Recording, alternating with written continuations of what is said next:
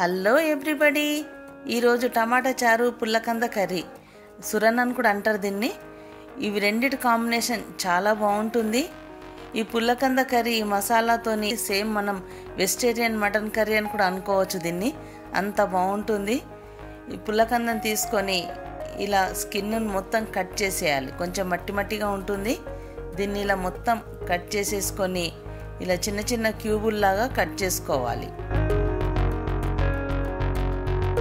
ఇలా ముక్కల్లాగా కట్ చేసుకొని ఒక గిన్నెలో వేసుకోవాలి. ఆ తర్వాత కొన్ని వాటర్ పోయాలి. స్టవ్ పైన పెట్టేసి కొంచెం ఉడకనివ్వాలి. మరి మెత్తగా ఉడకొద్దు, కొంచెం ఉడికితే సరిపోతుంది. ఇలా ఒక పొంగు వస్తే సరిపోతుంది. ఇప్పుడు ఇలా పొంగు వచ్చిన తర్వాత తీసేసి ఒక జాలీలో వేసుకొని పక్కన పెట్టేసుకోవాలి. ఇప్పుడు స్టవ్ పైన కడాయి పెట్టేసి ఆయిల్ పోయాలి. ఆయిల్ వేడైంది. ఇవి మనం ఉడకబెట్టుకున్న పుల్లకంద ముక్కల్ని వేసి కొంచెం ఫ్రై చేసుకోవాలి. ఇట్లా ఫ్రై చేసుకుంటే ముక్కలు టేస్టీగా ఉంటాయి, చాలా బాగుంటాయి. ఇలా అన్నీ ఫ్రై చేసి ఈ ముక్కలను పక్కన పెట్టేసుకోవాలి. అదే ఆయిల్లో యాలకు, లవంగం, దాల్చిన చెక్క, బగారాకు వేసేసేయాలి. ఆ తర్వాత సన్నగా కట్ చేసుకున్న ఆనియన్ వేసుకోవాలి. ఆనియన్ కొంచెం ట్రాన్స్పరెంట్ కావాలి. ఆ తర్వాత 1 టీ స్పూన్ అల్లం వెల్లుల్లి వేసుకోవాలి. ఒక్కసారి ఇలా కలుపుకోవాలి. ఆ తర్వాత కొంచెం పసుపు వేయాలి. ఒక్కసారి కలుపుకోవాలి. ఇప్పుడు అదే ఆయిల్లో మనకు సరిపోయేంత కారం వేసుకోవాలి. కారం మాడనివ్వద్దు, మనం మంట కూడా కొంచెం తగ్గించుకోవాలి. ఆ తర్వాత గరం మసాలా, కొబ్బరి పొడి వేసి ఒకసారి కలుపుకోవాలి. ఆ తర్వాత కొన్ని వాటర్ పోయాలి.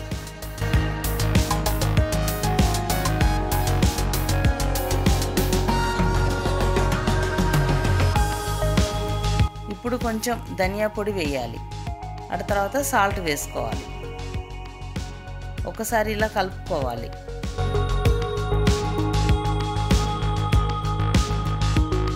కొంచెం ఇట్లా పొంగు రావాలి. కొంచెం ఉడుకుతున్నప్పుడు మనం ఫ్రై చేసి పెట్టుకున్న పుల్లకంద ముక్కల్ని వేసేసి అంతా ఒకసారి కలుపుకోవాలి. ఇప్పుడు మీడియం ఫ్లేమ్ పైనే చేయాలి. ఇది మూత పెట్టేసి ఒక 15 నిమిషాలు ఉడకనివ్వాలి. 15 నిమిషాలలో కర్రీ రెడీ అయిపోయింది. మంచి అరోమా వస్తుంది. కొంచెం కొత్తిమీర వేసేసుకొని అంతా ఒకసారి కలుపుకోవాలి. పుల్లకంద కర్రీ రెడీ అయింది. చాలా బాగుంటుంది ఇది. దీనికి కాంబినేషన్గా మనం టమాటా చారు కూడా చేసుకుందాం. టమాటాలు తీసుకొని ఇట్లా 2 ముక్కల్లాగా కట్ చేసుకోవాలి. ఈ రెండిటి కాంబినేషన్ ఎంత బాగుంటుందంటే చాలా బాగుంటుంది. ఒకసారి చేయండి మీరు కూడా తప్పక. కొన్ని వాటర్ పోసేసి ఒక 5-10 నిమిషాలు ఉడికితే టమాటాల తొక్కు ఇలా వచ్చేస్తుంటుంది.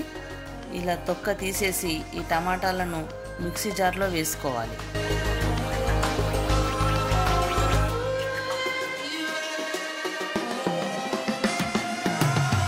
ఇలా మిక్సీ జార్లో వేసుకొని మంచిగా పేస్ట్ బట్టి పక్కన పెట్టుకోవాలి. ఒక గిన్నె పెట్టేసి అందులో యాలకు, లవంగం, దాల్చిన చెక్క, కొంచెం బగారాకు వేసుకోవాలి. ఆ తర్వాత ఎండుమిర్చి వేయాలి. కంపల్సరీ ఎండుమిర్చితోనే చేయాలి టమాటా చారు, అప్పుడే టేస్ట్ బాగుంటుంది. కొన్ని ఆనియన్స్ వేసుకోవాలి. ఆ తర్వాత కొంచెం కరివేపాకు వేయాలి. అంతా ఒకసారి కలుపుకోవాలి. ఆ తర్వాత కొంచెం అల్లం వెల్లుల్లి వేసుకోవాలి. ఒకసారి ఇలా కలపాలి. ఈ పచ్చివాసన పోయేదాకా మంచిగా ఫ్రై చేయాలి. ఇప్పుడు కొంచెం పసుపు వేసుకోవాలి. ఒకసారి కలిపేయాలి. ఆ తర్వాత మనం మిక్సీ పట్టుకున్న టమాటా ప్యూరీని వేసేసుకోవాలి. అంతా ఇలా ఒకసారి కలుపుకోవాలి.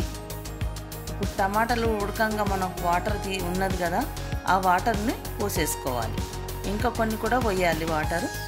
ఇది మంచిగా ఒక 15 నిమిషాలు మరుగుతూనే టేస్ట్ బాగుంటుంది.